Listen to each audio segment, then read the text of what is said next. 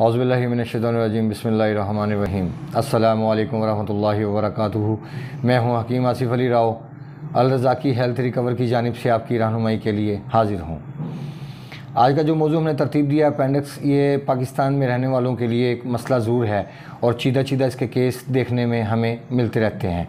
मैं चाहता हूं कि वीडियो को तसल्सल को जारी रखने से पहले हमारे नए आने वाले दोस्त हमारे चैनल को सब्सक्राइब करें, बेल आइकन को प्रेस करें, कमेंट सेक्शन में अपनी राय से ज़रूर आगाह करें। अपेंडिक्स का मसला इसलिए पैदा होता है कि जब हम अपनी ख़ुराक को सही तरह तरतीब नहीं देते और एक ही कंडीशन में हम चीज़ को मुसलसल इस्तेमाल करते रहते हैं। अपेंडिक्स एक एक्स्ट्रा आंत अल्लाह पाक ने लगाई होती है और इसका निकालने की ज़रूरत तब पेश आती है कि जब ये ब्लॉक हो जाए और ये भर जाए और रुक जाए। जब ये रुकती है, इसके रुकने की एक वजह है जो कि आम इंसान शायद नहीं समझता या हमारे बहुत सारे व्यूवर्स हैं नहीं जानते। जैसे जिस इंसान का ये मसला बनता है उस इंसान की अगर आप खुराक पे नज़र डालेंगे, आपको चावल, आलू, गोभी, बैंगन, करेले, चने की दाल, माश की दाल, बड़े का गोश्त, मछली, कोल्ड ड्रिंक्स, फास्ट फूड, इस किस्म की दही, माल्टा, सेब, केला, जामुन, फालसा, आलू बुखारा, आड़ू, सुरख अनार, ये तमाम चीज़ें इसमें शामिल हैं। ये अगर आप एनालिसिस करेंगे तो आपको अंदाज़ा होगा कि जिस इंसान का अपेंडिक्स का ऑपरेशन होता है उसकी डाइट में मोस्टली चीज़ें यही रही होंगी। अगर 100% ना भी हों तो 75%, 80% इन्हीं चीज़ों का अमल दखल होगा जब ये ऑपरेट होने की नौबत आएगी। याद रखें, इसको बेहतरीन तरीके से डील किया जा सकता है, लेकिन अफसोस के साथ कहना ये पड़ता है कि हम उन चीज़ों का इस्तेमाल करते हुए एहतियात बरतते हैं। हालांकि उन चीज़ों का इस्तेमाल हमारे आका सल्लल्लाहु अलैहि वसल्लम से भी साबित है। जैसे जैतून का तेल अगर इंसान इस्तेमाल करता है, सरसों का तेल इस्तेमाल करता है तो उसके पेट में ऐसी कंडीशन पैदा होना मुमकिन नहीं। लेकिन अगर वो डालडा घी का इस्तेमाल करेगा तो ये तो होगा ही, या अगर वो बाज़ारी कुकिंग ऑयल का इस्तेमाल करेगा जो कि साबुन की फॉर्म पे बनाए जाते हैं जिनका हकीकत से कोई वास्ता मतलब नहीं होता। अगर आप ऑयल से फ़ायदा उठाना चाहते हैं तो आपको सरसों का तेल इस्तेमाल करना चाहिए, आपको जैतून का तेल इस्तेमाल करना चाहिए, या आपको अलसी का तेल इस्तेमाल करना चाहिए।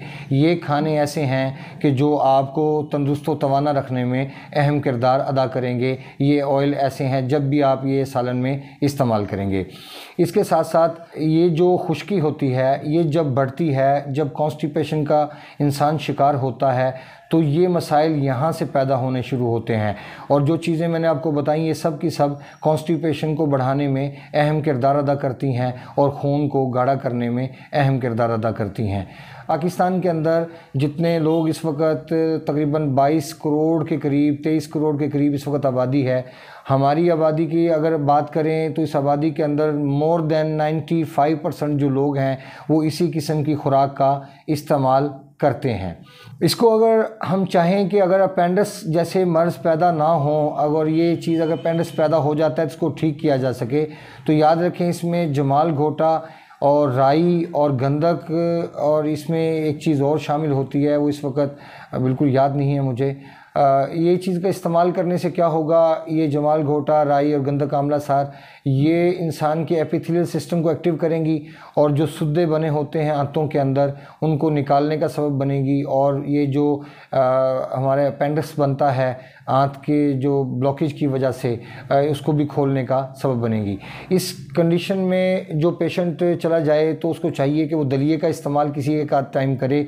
अगर मार्केट में आम मौजूद है तो आम का इस्तेमाल ज़रूर करे, अजवाइन और पुदीने का कहवे का इस्तेमाल ज़रूर करे, रोटी का इस्तेमाल कुछ वक्त के लिए तर्क कर दे क्योंकि कॉन्स्टिपेशन होने की वजह से रोटी का इस्तेमाल यहाँ पे फ़ायदेमंद साबित नहीं होता बल्कि उल्टा नुकसानदेह साबित होता है और कब्ज़ को बढ़ाने में मुआविन साबित होता है। क्योंकि जिस इंसान के अंदर एसिडिटी मौजूद है, पहले से मौजूद है, अगर उसको रोटी का इस्तेमाल अगर आप करवाएंगे तो रोटी का इस्तेमाल उसके लिए गिरानी का सबब बनेगा और उसके दिल को बेचैन करने का सबब बनेगा, ना कि वो दिल को एक्टिव करने का सबब बने।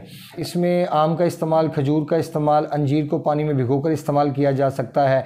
अगर अद्वियात के हवाले से अगर बात करते हैं तो इसमें अजवाइन अगर ले लें आप 100 ग्राम और 100 ग्राम गंधक आंवला सार ले लें और 100 ग्राम इसमें आप डाल लें पुदीना। तो ये एक नुस्खा बनता है, मुजरब नुस्खा बनता है, जो अगर सुबह दोपहर शाम 1 माशे से 2 माशे की मिकदार में सुबह दोपहर शाम खाने के लिए पेशेंट को इस्तेमाल करवाया जाए तो ये भी तेज़ी के साथ जिगर की ब्लॉकेज को खोलने का सबब बनता है। तो मिलते हैं इंशाल्लाह मज़ीद इन्फॉर्मेटिव वीडियो के साथ। अस्सलामु अलैकुम वरहमतुल्लाहि वबरकातुहू।